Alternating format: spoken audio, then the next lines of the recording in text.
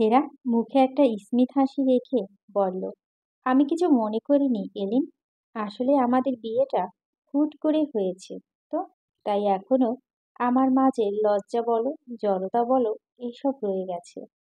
আর আমার কোনো সমস্যা হচ্ছে না, দুজন দুঘরে আছি। কিছুক্ষণ চুপ করে হেরা বলল, এলিন, আমার জীবনটা অনেক কষ্টের ছিল বুঝলে। বাবা মা নেই, নানার কাছে মানুষ হয়েছি, মামা মামিদের কাছে অবাঞ্ছিত টাইপ ছিলাম।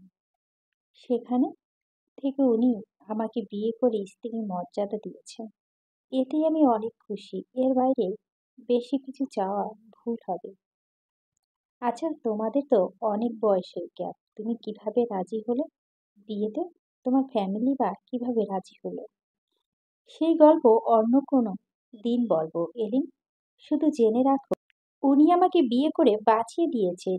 এজন্য এই জন্মে কেন, আরো কয়েক জন্ম ভরে কৃতজ্ঞতা প্রকাশ করলেও ওনার কাছে কম হয়ে যাবে। তুমি অনেক ভালো আর সুন্দর একটা মেয়ে। তোমার জীবনটা কেন এত দুঃখের বুঝলাম না। বুঝতে হবে না, বাদ দাও তো। আমি এখন অনেক অনেক হ্যাপি, সত্যি। হ্যাঁ, নাহিন হাতে করে একটা স্পিকার নিয়ে ঢুকলো। এটা কি নাহিন? বৌমনি, এটা হ্যান্ড কারাওকি মানে? তুমি যে কোনো গান গাইতে চাও, ব্লুটুথ দিয়ে কানেক্ট করলেই ওইটা মিউজিক বাজবে। তুমি শুধু গানের লিরিক্সটা সুর দিয়ে গাইবে, ব্যাস। দারুণ জিনিস তো, অনেক দারুণ। এখন কি করবে এইটা দিয়ে? গান গাইবো, তারপর ভিডিও করে ফেসবুকে আপলোড করব। সত্যি এখন গান গাইবে? তাহলে শুরু করো। কোন গানটা গাইবো সেটাই বুঝতে পারছি না। এলিন বলল, নাহিন, তোর ফালতু গান আপলোড দিয়ে দিয়ে লোকজনের কান ঝালাপালা আর করবি না প্লিজ। আপি, তুই একটা গান গা, তারপর কথা বলিস। শোন, আমি গান গাইতে পারি না, কাউকে বিরক্তও করি না। হেরা, খুব মজা লাগছে দু বোনের ফুলছুটিগুলো। বৌমনি, তুমি গান গাইতে পারো? আরে না, একটু দেখো চেষ্টা করে। হেরা রুম থেকে বের হয়ে গেল। ওই দিনের মতো পরিস্থিতি যেন না হয়, তাই সে দোতলা বারান্দা থেকে দেখে এলো নওশাদের গাড়ি আবার চলে আসলো কিনা। নাহিন গান গাইতে শুরু করতেই এলিন ভুল ধরা শুরু করলো। দু বোনের এই নিয়ে হুড়োহুড়ি শুরু হয়ে যায়। নাহিন দুই লাইন গাওয়ার আগেই এলিন হাসি শুরু হয়ে যায়। তারপর নাহিন আবার প্রথম থেকে শুরু করে।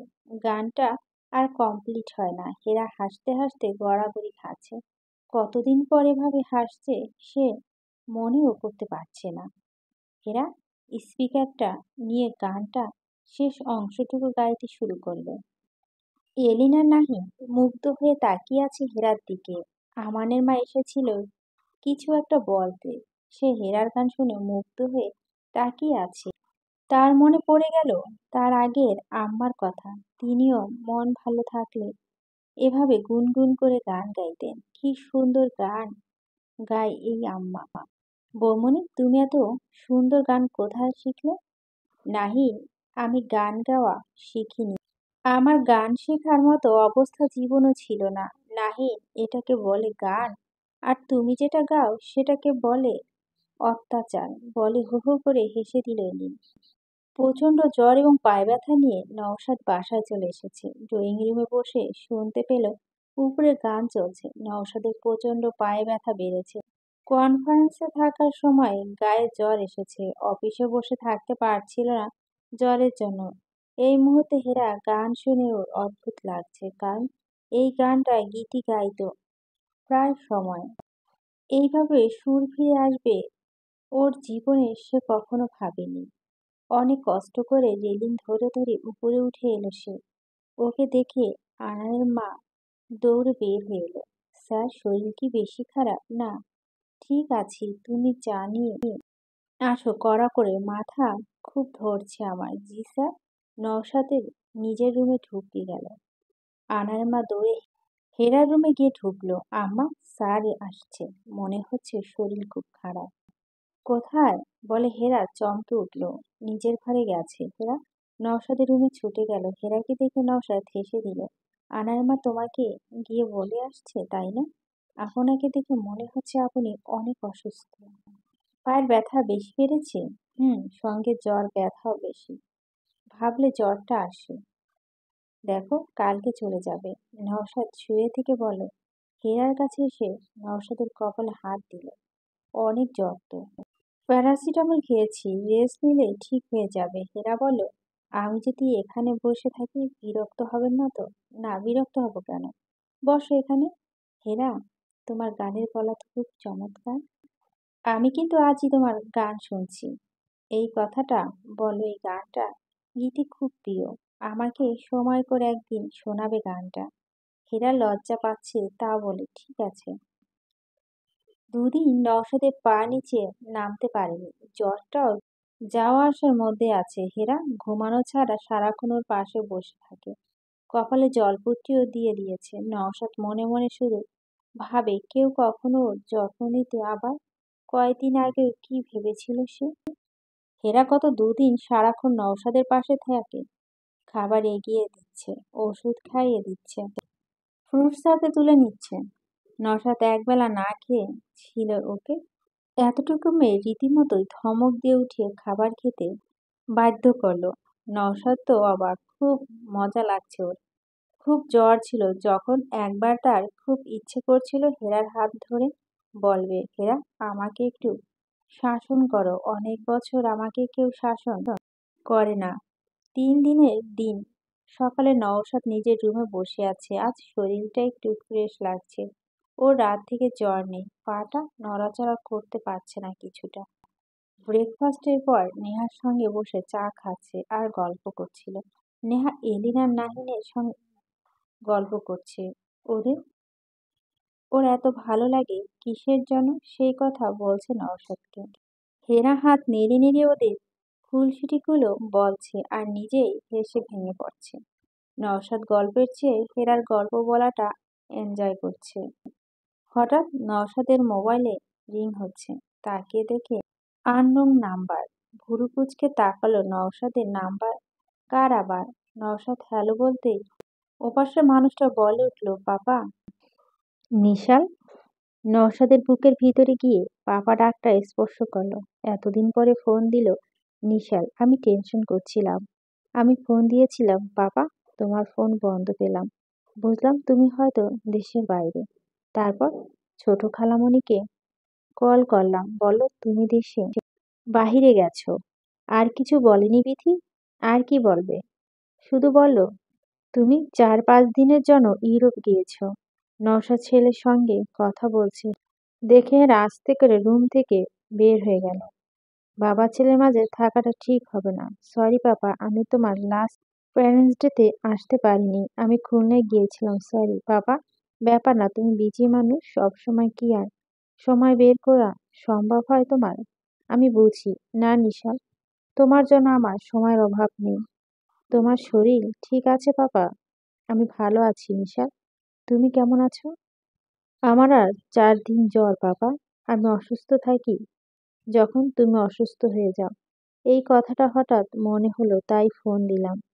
মনে আছে বাবা, মাম্মা সব সময় বলতো বাবা ছেলে একসঙ্গে অসুস্থ হবে আর মাম্মাকে বিপদে ফেলে দিবে আমরা। ভুলে গিয়েছিলাম। তুমি বলতে মনে পড়লো। আমি চাই তুমি সব সময় ভালো থাকো নিশা। ডাক্তার ঠিক মতো ওষুধ দিয়েছে তো তোমাকে? দিয়েছে, তুমি টেনশন করো না। আমি ঠিক হয়ে যাব। ইনফ্যাক্ট আর সকাল থেকে জ্বর নেই আমার। আমি জানি আমার নিশাল অনেক স্ট্রং। ফোন রাখছি বাবা, অন্য একজনের ফোন করেছি। ভালো থেকো। হুম। নিশালে ফোন রেখে দিল। নওশাদ চুপ করে বসে রইল অনেকক্ষণ। ওর বারবার মাথা ঘুরছে নিশালের কথা। ওরা দুজন সব সময় একসঙ্গে অসুস্থ হয়ে যায়। নিশালের জন্মের পর থেকে এই ঘটনা ঘটছে। গীতি সবসময় বলতো এমন রকমের মিল জীবনও দেখিনি। একজন অসুস্থ কিছুক্ষণ পর আরেকজন অসুস্থ হবে। নিশালের গা গরম হলে গীতি অফিসে ফোন দিয়ে বলতো তাড়াতাড়ি চলে আসো বাসায়। তোমারও জ্বর এলো বলে তোমার ছেলের গায়ে জ্বর। প্রথম প্রথম নওশাদ হেসে উড়িয়ে দিত কথাটা, কিন্তু ঘটতো ঘটনা। বিদেশে গেছে, শরীর খারাপ লাগছে, দেশে ফোন দিয়ে শুনতো হতো নিশালও অসুস্থ। গীতি আক্ষেপ করে বলতো সন্তান নাকি মায়ের নাড়ি ছেঁড়া ধন। কিন্তু নিশাল তো বাপের সকল জিন নিয়ে এসেছে, মায়ের চেহারা মিলটুকু ছাড়া আর কিছুই পায়নি। সব তার বাবার সঙ্গে মিল, এত মিল যে ছেলের সঙ্গে সেই ছেলের সঙ্গে আজ কত দূরত্ব। দীর্ঘশ্বাস ফেলল ও নওশাদ। হঠাৎ খেয়াল করলো ওর চোখে কোণে পানি। ছেলেটার শরীর খারাপ, কিন্তু ছেলে তার থেকে কত দূরে। ছেলের ছবিটা মোবাইলে ওপেন করে কিছুক্ষণ তাকিয়ে রইল। বুকের ভিতরে এত খালি খালি লাগছে, খুব ইচ্ছে করছে নিশালকে দেখতে। কিছুক্ষণ বসে রইল মোবাইলটা হাতে নিয়ে। তারপর ড্রাইভার বাহারকে কল করলো। বাহার গাড়ি বের করে, বাইরে যাব, আমি নিচে আসি স্যার, আমি আসছি, অপেক্ষা করো। নওশাদ ধীরে ধীরে উঠে ড্রেস চেঞ্জ করলো, তারপর রুম থেকে বের হয়ে গেল। সিঁড়ির কাছে দাঁড়িয়ে হেরাকে ডাকলো। হেরা, হেরা। হেরা ছুটে এলো রুম থেকে। অফিসে যাচ্ছেন আপনি? আমি নিশালকে দেখতে যাচ্ছি, বিকালে চলে আসবো। ও ঠিক আছে তো। অনেকদিন ছেলেকে দেখি না হেরা, আজ ওকে না দেখলে থাকতে পারবো না। আচ্ছা, সাবধানে যাবেন। হেরা নওশাদের কাছে এসে দাঁড়ালো। সিঁড়ি দিয়ে নামতে কষ্ট হবে, আমি নিচে দিয়ে আসি আপনাকে। ঠিক আছে চলো। নওশাদ হেরার হাত ধরলো। চুপচাপ দুজনে নিচে নেমে এলো। আপনাকে দেখে আমার কেন জানি মনে হচ্ছে আপনার মন অতিরিক্ত খারাপ এবং খুব টেনশনে আছেন। আমাকে কি বলা যাবে? হেরা, নিশালের আজ 4 দিন খুব জ্বর। আমি আর ও সারা জীবন একসঙ্গে অসুস্থ হই। ব্যাপারটা আমি ভুলে গিয়েছিলাম। খুব খারাপ লাগছে ছেলেটার জন্য। তুমি দোয়া করো ও যেন ভালো হয়ে যায়। কলেজে ওর যত্ন নেওয়ার কেউ নেই। আপনি চিন্তা করবেন না, নিশা সুস্থ হয়ে যাবে ইনশাল্লাহ। আপনি ওকে সঙ্গে নিয়ে আসবেন।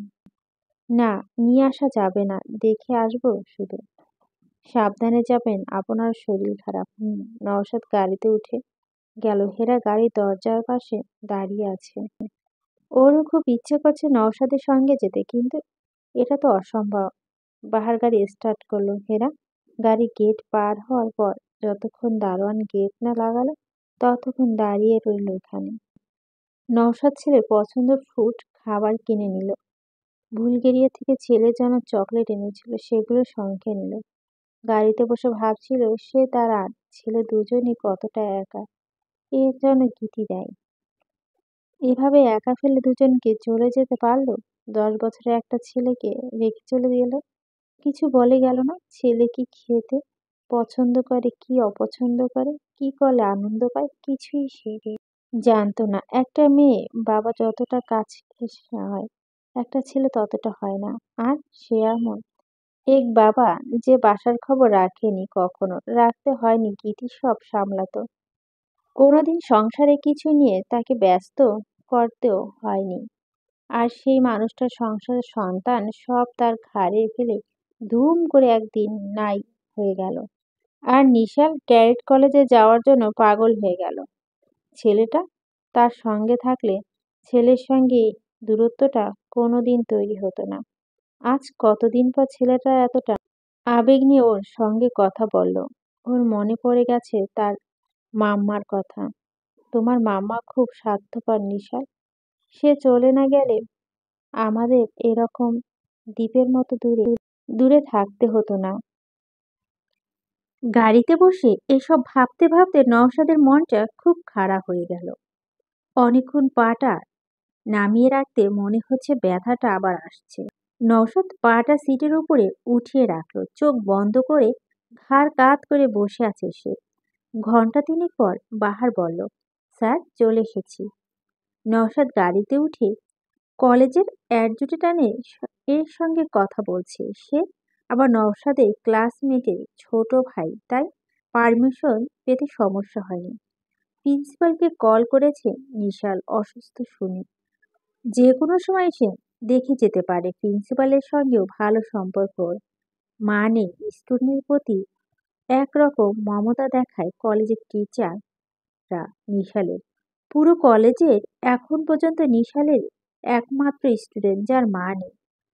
প্যারেন্টস ডেতে সবাই মা আসে, কিন্তু নিশালের মা আসে না। কখনো কখনো বাবা হয়ে যায় না। সে জন্য নাকি তার ক্লাসমেট, এমনকি অনেক সময় সিনিয়র ভাইদের মায়েরা ওকে খুব আদর স্নেহ করে। ক্লাস 7-এ ছিল যখন একবার এক প্যারেন্টস ডেতে সে নওশাদের দেশের বাইরে ছিল। বিথি তখন নতুন নতুন বিয়ে হয়ে জুথি ছিল প্রেগনেন্ট। কেউ আসেনি, ওর মন খারাপ করে হাউজে বসেছিল। ওর সব ক্লাসমেটে ওকে সেইবার টেনে নিয়ে এসেছিল নাকি রুম থেকে। সব ক্লাসমেটের মায়েরা নাকি এত খাইয়েছিল ওকে, ওর পেট ব্যথা হয়ে গিয়েছিল। আর এবার আরহাম গিয়েছিল ওর প্যারেন্টেতে নওশাদের দেশে থাকতে। এরপর থেকে নিশাল খুব বেশি ইমোশনাল হয় না, কেউ বা না আসলে। কলেজে এমআই রুমে যেতে হাঁটতে হলো বেশ কিছুটা। নওশাদের খুব কষ্ট হলো। রুমে ঢুকে দেখে নিশাল ঘুমাচ্ছে। ছেলের মাথার কাছে দাঁড়িয়ে নওশাদের খুব ইচ্ছে করছে ওর কপালে চুমু খেতে। মুখটা কত শুকিয়ে গেছে, ছেলেটা বড় হয়ে গেছে কত, দাড়ি গোঁফ হয়েছে এখন। এই ছেলেটা এইটুকু হয়েছিল নওশাদের কোলে নিয়ে বুকের সঙ্গে মিশিয়ে রাখত। কত রাত বুকে নিয়ে নওশাদ ঘুমাতো, বিছানায় নামিয়ে দিলে উঠে যেত। অনেকদিন ছেলেটাকে বুকে জড়িয়ে ধরা হয় না। নওশাদ নিশালের কপালে হাত রাখলো, সঙ্গে সঙ্গে নিশালের চোখ খুলে তাকালো। কয়েক সেকেন্ড অবাক হয়ে তাকিয়ে রইল নিশাল। পাপা, পাপা তুমি এখানে? মানে এখানে এখন? হুম, তোমাকে দেখতে চলে এলাম। নিশাল উঠে বসলো। তুমি অনেক শুকিয়ে গেছো নিশা। না পাপা, তুমি অনেক দিন পরে দেখছো তো তাই মনে হচ্ছে। আমার ওয়েট ঠিক আছে, কিন্তু আমার কাছে মনে হচ্ছে মুখটা শুকনো। জ্বরে কেমন দেখি? বলে নওশাদ ছেলের কপালে হাত রাখলো। জ্বর নেই পাপা, ঠিক আছে। আজ চলে আসবে আমি ভাবতেই পারিনি। তুমি বললে জ্বর, ওটা শুনে থাকতে পারলাম না। আমার জ্বর ভালো হয়ে গেছে। বললাম না, তুমি সব কাজ ফেলে চলে এলে। তোমাকে দেখতে আসা আমার সবচেয়ে বড় গুরুত্বপূর্ণ কাজ। নিশাল নিশাল চোখে চশমাটা পরে দাঁড়ালো নওশাদের পাশে। নওশাদ মুগ্ধ হয়ে দেখছে নিজের ছেলেকে। মাশাআল্লাহ, কত লম্বা হয়েছে, ফর্সা মুখে তাতে এক অদ্ভুত মায়া, চোখে ওর মতো চশমা পরে। কি দেখছো? তোমাকে ঠিক মতো খাও না নিশাল। কি বলছো পাপা? আমি যথেষ্ট খাওয়া দাওয়া করি। তোমার জন্য তোমার পছন্দের চকলেট এনেছিলাম বুলগেরিয়া থেকে। থ্যাঙ্কস। চলো বারান্দায় বসি বাবা। নিশাল বারান্দার দিকে রওনা হলো। নওশাদ খুঁড়িয়ে খুঁড়িয়ে হাঁটছে ছেলের পিছনে পিছনে। নিশাল পিছন ফিরে তাকিয়ে বলে উঠল, তোমার পায়ে ব্যথাটা আবার শুরু হয়েছে? হ্যাঁ, তবে আজ ভালো আছি। নিশাল কাছে এসে বলল, আমার হাত ধরো পাপা। নওশাদ ছেলের হাত ধরল। নিশাল হাত ধরে নিয়ে যাচ্ছে ওকে।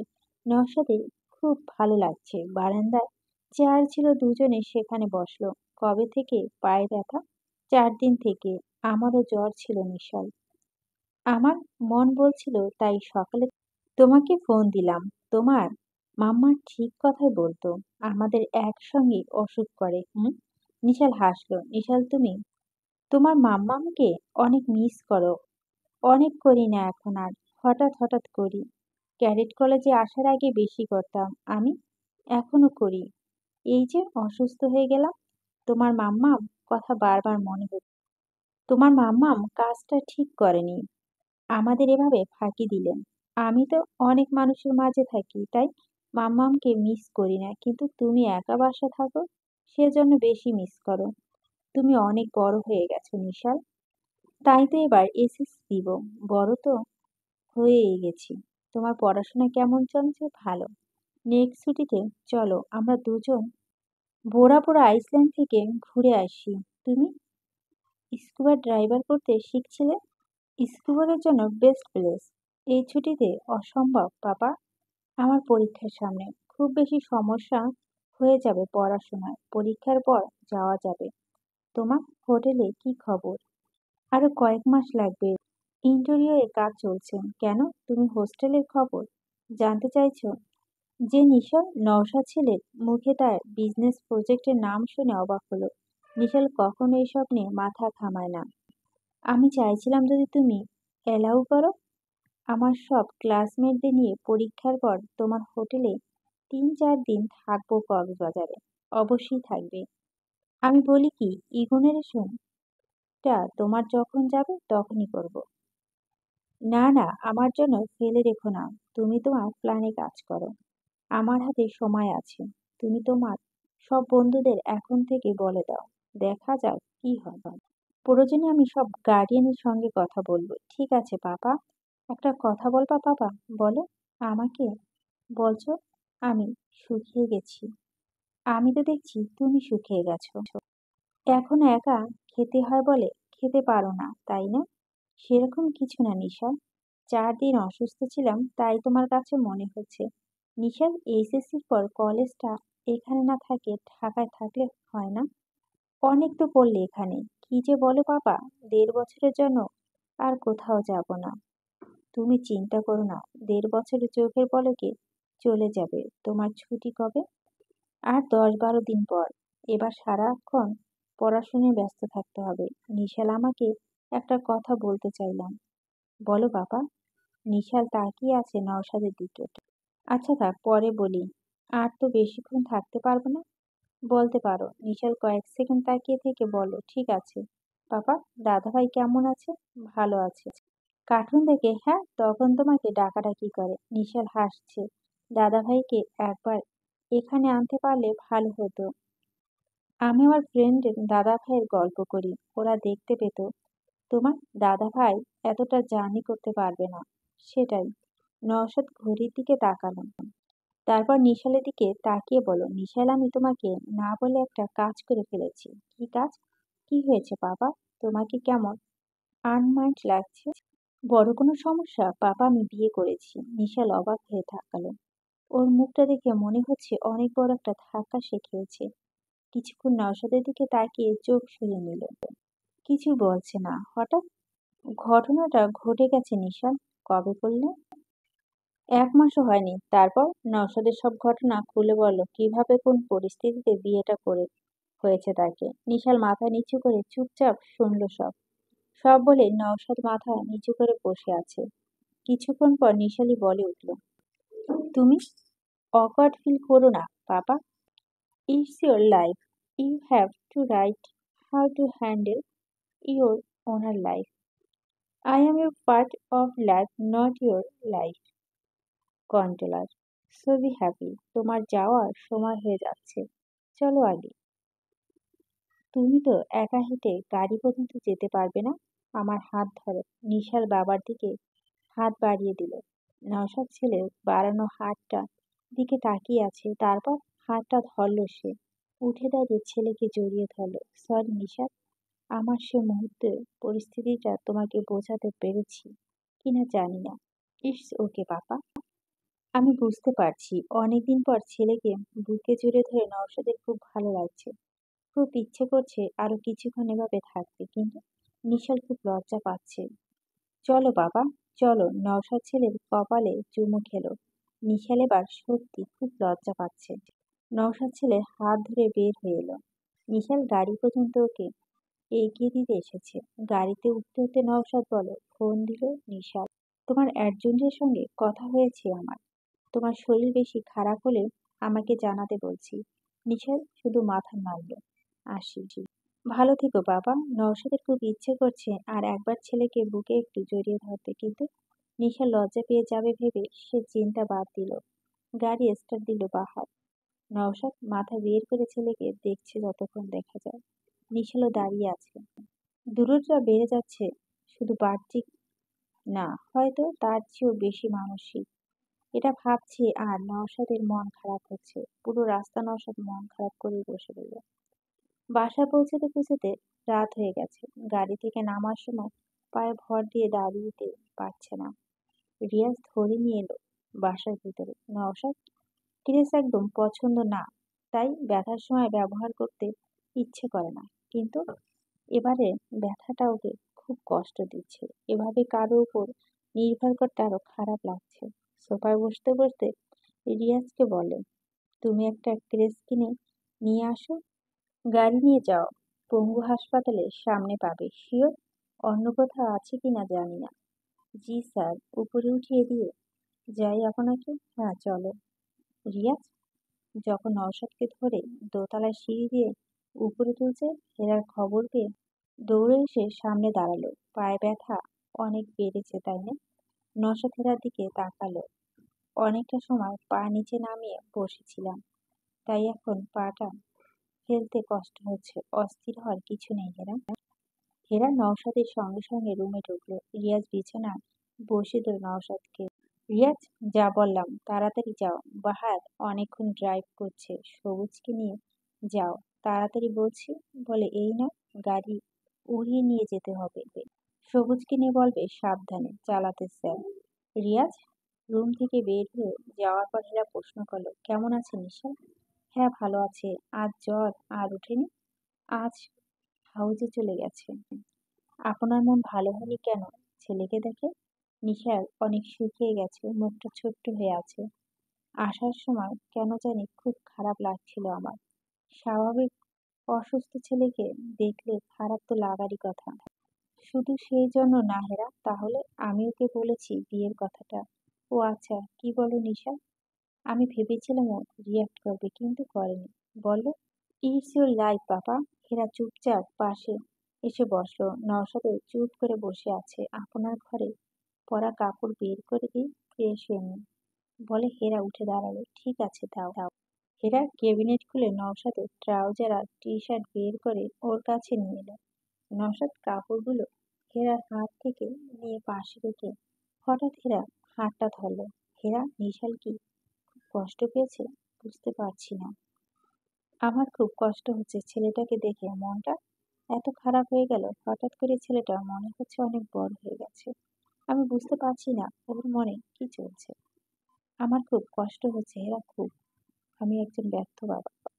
ছেলে না হতে পেরেছি, বন্ধু না হতে পেরেছি, নির্ভর করার মতো কেউ। নওশাদ হেরা হাতটা জড়িয়ে ধরল। হেরা, খুব খারাপ লাগছে নওশাদের এই ভেঙে পড়া অবস্থা দেখে। খুব ইচ্ছে করছে নওশাদের মাথায় হাতটা রাখতে। হেরা কোনো সংকোচন না করে পাত্তা দিয়ে নওশাদের মাথায় হাতটা রাখলো। দুজনে চুপচাপ হয়ে রইল বেশ কিছুক্ষণ। তারপর হেরা বলে উঠল, কাপড় বদলে নিন, ডিনার করে ওষুধ খেতে হবে আপনার। দরজায় টোকা পড়ার আওয়াজ হচ্ছে। নওশাদ হেরার হাতটা ছেড়ে দিল। দরজা খুলতে দেখে দাঁড়িয়ে আছে। মামা আছেন? এসো সোয়াব। সোয়েব নওশাদের রুমে ঢুকতেই হেরা বের হয়ে নিজের ঘরে এলো। নওশাদের মনের অবস্থাটা দেখে ওর এত কষ্ট লাগছে, খুব অসহায় লাগছে ওর। হেরা নিজের ঘরের দরজাটা চাপিয়ে দিয়ে তারপর ছুটে গেল আলমারি খুলে নওশাদের সেই নীল গেঞ্জিটা বের করে বুকে জড়িয়ে ধরল। কেন জানি ওর খুব কান্না পাচ্ছে। বারবার মনে হচ্ছে নওশাদের এই মুহূর্তে কষ্টের কারণ সে। এত স্ট্রং একটা মানুষ কতটা অসহায় মতো ছেলের জন্য হাহাকার করছে। একজন সফল মানুষ বাবা হিসেবে নিজেকে ব্যর্থ ভাবছে। হীরা নওশাদের গেঞ্জিটা ধরে কাঁদছে। কিছুক্ষণ পর বাথরুমে ঢুকে গেল। দরজা চাপানো কেউ ঢুকে গেল। ওকে কাঁদতে দেখলে হাজারটা প্রশ্ন করবে। বাথরুমের দরজা বন্ধ করে হেরা ব্যাকুল হয়ে কাছে। নিজের জীবনে কত কষ্ট হয়েছে, কিন্তু আজ নওশাদের কষ্টটা মেনে নিতে তার বুকে ফেটে যাচ্ছে। কেন জানি নওশাদের করুণ মুখটা দেখে কষ্টে বুক ফেটে যাচ্ছে। অনেকক্ষণ পর মনে হলো নওশাদকে ডিনারে এগিয়ে দিতে হবে, তারপর ওষুধ খাইয়ে দিতে হবে। চোখ মুখে পানি দিয়ে দরজা খুলে বের হয়ে নিল, কিন্তু দরজা টান দিতেই কোনোভাবে খুলতে পারছে না। এই দরজা তো ঘরের ভিতর থেকে লাগানো কিছু নেই, তাহলে কেন খোলা হচ্ছে না? না, হেরা বুঝতে পারছে না। হেরা কয়েকবার দরজার লকটা ঘুরে টানটানি করলো, কিন্তু কোনো লাভ হলো না। তারপর জোরে জোরে বাড়ি দিতেই লাগলো। আনানের মাকে চিৎকার করে ডাকাডাকি শুরু করলো। এভাবে প্রায় 5 মিনিট, তার 10 মিনিট লক ঘুরালো, টানছে দরজা, জোরে জোরে বাড়ি দিতে শব্দ করছে, কিন্তু কোনো লাভ হচ্ছে না। তার খুব অস্বস্তি লাগছে। সে জানে কিছুক্ষণ পরই কেউ না কেউ রুমে আসবে, তবু ওর কেমন দম বন্ধ বন্ধ লাগছে। সে ছোটবেলা থেকে লুকোচুরি খেলতে গেলে কখনো বেশিক্ষণ লুকিয়ে থাকতে পারতো না। ওর শ্বাসকষ্ট শুরু হয়ে যেত। আজ সেরকম লাগছে, খুব অস্থির লাগছে, গলা শুকিয়ে যাচ্ছে, পানি পিপাসা লাগছে। হেরা দরজা জোরে জোরে ধাক্কা দিচ্ছে, চিৎকার করছে। ওর বুকের ভেতর কেমন হাঁসফাঁস লাগছে, দম বন্ধ হয়ে যাবে নাকি। হেরা আরো বেশি অস্থির হয়ে যাচ্ছে যখন মনে পড়লো ঘরের দরজাটা কেউ আটকে রেখে এসেছে। লক করেছে কিনা মনে করতে পারছে না। অস্থিরতা আরো বেড়ে গেল ওর। পুরো বাড়ি কেউ জানতেই পারেনি এরা বাথরুমে আটকে গেছে। আনানের মা পারু হঠাৎ করে ব্যস্ত হয়ে গেছে, কারণ নওশাদ অসুস্থ শুনে ওকে দেখতে এসেছে বিথি আর জ্যোতি। নওশাদের রুমে বসে কথা বলছে ওরা সবাই। এলিন আর নাহিদ তাদের রুমে। এলিন তার অ্যাসাইনমেন্ট রেডি করছে আর নাহিদ ফেসবুক নিয়ে ব্যস্ত। দোতলায় কি হচ্ছে তিনতলায় কেউ জানে না। নওশাদ বিথি জ্যোতির সঙ্গে নিজের ঘরে বসে নিশালের সঙ্গে কথা করে এসেছে, সেই কথা বলছে। দুলাভাই নিশালকে কি বিয়ের কথাটা বলেছে? হ্যাঁ বলেছে বিথি। শুনে কি বললো? কিছু বলবে? অনেক ম্যাচিউর ছেলে, কি বলবে সেটা বলে দুলাভাই। বলো আমার জীবনে আমি যে কোনো ডিসিশন নিতে পারি, তার কোনো সমস্যা নেই বিয়েটা নিয়ে। নওশাদ দীর্ঘশ্বাস ফেলল। বিধির চেহারা দেখে মনে হচ্ছে সে অন্য কোনো উত্তর আশা করছিল। শুধু বলল ও আচ্ছা। জ্যোতি বলল তাহলে তো ভালোই, আমরা টেনশন করছিলাম ও কি রিয়াক্ট করে সেটা ভেবে। আল্লাহ রহমত করছে, মন খারাপ করেনি ছেলেটা। বিধি বলল আপা, ওই যে চুপচাপ ছেলে, ভিতরে কি চলছে কে জানে। নওশাদ চুপ করে আছে। একটু পর প্রসঙ্গ পরিবর্তন করে নওশাদ বলল, যদি তোমার শাশুড়ি এখন কেমন আছে? আছে দুলাভাই, আগের মতো। গত 6 মাসে মাসে দুবার করে হসপিটালে ভর্তি করে হচ্ছে, বাসা আনা হচ্ছে। বয়স হয়েছে, একদিন এভাবেই হয়তো মারা যাবে। দেখতে যেতে পারিনি, এবার সুস্থ হয়ে উঠি তারপর যাব একদিন দেখতে। আনারের মা আর পারুল চা নাস্তা নিয়ে ঢুকলো। এখন চা নিয়ে এলেন কেন আনারের মা? একবারে ডিনার দিতে সবাইকে। না দুলাভাই, ডিনার খাবো না এখন, বাসা ফিরতে হবে, তারা আছে। কি বলো যদি ডিনার করতে কতক্ষণ সময় লাগবে আর? না না দুলাভাই, আর একদিন, এখন শুধু চা খাবো। হেরা কোথায় আনারের মা? স্যার, আমার মনে হয় তিনতলায় আপন আপাদের সাথে ডাকবো। ঠিক আছে থাকুক। আপা কি সোহাবের বোনের মেয়ে দুটো? বিথি বলল। হুম, খালাম্মা। হঠাৎ রুমের বাইরে চিৎকার চেঁচামেচি শোনা যাচ্ছে। কিসের চিৎকার দেখো তো আনারের মা। জি স্যার দেখতেছি। আনারের মা নওশাদের রুমে দরজা খুলে শোনে তাদের চিৎকার করে হেরার ঘর থেকে। ডাকছি এলিন। আনারের মা দৌড়ে গেল হেরার ঘরের দিকে। তারপর সে চিৎকার করে উঠল, কি হয়েছে? নওশাদ বলে উঠল। বিধি যদি উৎসুক দৃষ্টিতে নওশাদের ঘর থেকে তাকাচ্ছে। আনারের মা কি হয়েছে আনারের মা? নওশাদ জোরে জোরে ডাকছে। পারুল দৌড়ে নওশাদের রুমে এসে ঢুকলো। স্যার আমা বাথরুমে বেহুশ হয়ে পড়ে আছে। নওশাদ কেড়েছে ভর করে হেরার রুমে ছুটলো, সঙ্গে বিধি আর জ্যোতি। তিনতলা থেকে ততক্ষণে না আর সোয়েব ও ছুটে এসেছে। নওশাদ রুমে ঢুকে দেখে এলিন হেরার মাথাটা কোলে নিয়ে বাথরুমের সামনে ফুলেরে বসে পানি ছিটিয়ে দিচ্ছে চোখে মুখে। কি হয়েছে এলিনের? নওশাদ চিৎকার করে উঠল। ভাইয়া, আমি ঘরে ঢুকতে দেখি ঘর খালি। ভাবলাম বৌদিমণি আপনার রুমে, তাই বের হয়ে যাচ্ছি। তখনই হঠাৎ বাথরুমের ভিতর থেকে দরজার ধাক্কা দেওয়ার আওয়াজ। ও আনাদের মা নাম ধরে ডাকছে। গলা কেমন গঙ্গানির মতো শোনা যাচ্ছিল। আমি তার কাছে গিয়ে দরজার ঝাড়ে ধাক্কা দিতে দরজা খুলে দেখি ও কেমন অস্বাভাবিক চেহারায় তাকিয়ে আছে, এমন ঘেমে ভিজে আছে। আমি ওর হাত ধরার আগেই পড়ে যাচ্ছে, ধরতে ধরতে সেন্সলেস হয়ে গেল। স্যার, এই দরজাটা এমন হয় হঠাৎ হঠাৎ ভিতরে আটকে যায়, ঘটনা মনে হয় এইটা ঘটছে। আনারেমা বলে উঠল, কি বলছো আনারেমা? জানো তাহলে ঠিক করেনি কেন?